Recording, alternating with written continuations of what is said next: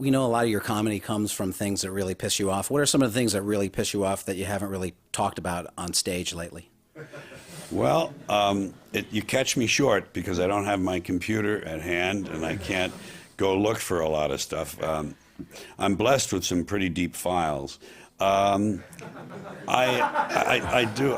don't suffer writer's block, believe me. This current show I'm doing, I went in there and I dug out the whole 75 minutes all at once, and during a week's time, took it all out and began doing it the way it was, those 75 minutes from scratch. So I'm very proud of that productivity record. But I think it's not so much what I'm angry about, because anger implies that you have a stake in the outcome, that you care. And I don't really care. I don't. I mean, it comes across as anger. Obviously, there's a heightened kind of intensified theatrical anger that you need to convey these thoughts. But I'm not personally an angry man. I'm not personally angry about these things. I think they're wonderful because I root against the species. I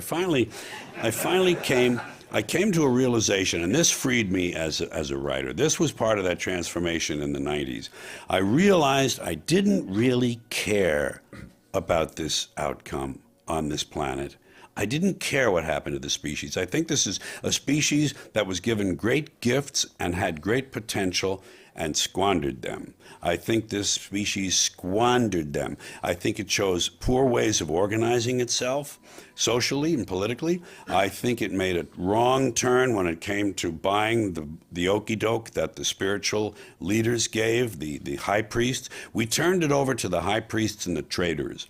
It's commerce and religion that have ruined and spoiled the potential of this species. And in this country, the same two things are true, but this country is writ large, and this country is the leader in the decay of the soul, if you will, just I use that metaphorically.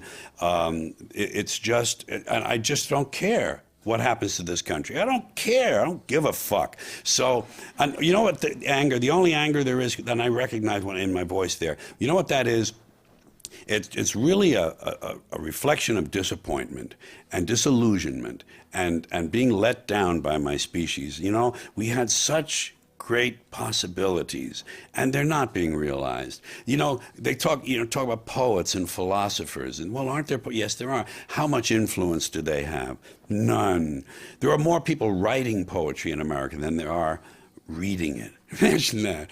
Well, I guess that's true in a lot of fields, but it's just, I think that's the anger. It's a frustration. It's a letdown. It comes from, how could you do it? That's why I usually always use the second person. I talk about the audience and I say, how can you know what you did? I don't say, what we did here in this country. I say, what you people did. I put it on them. It's not my problem. So anyway, that's just a taste of what eats around the edges for me.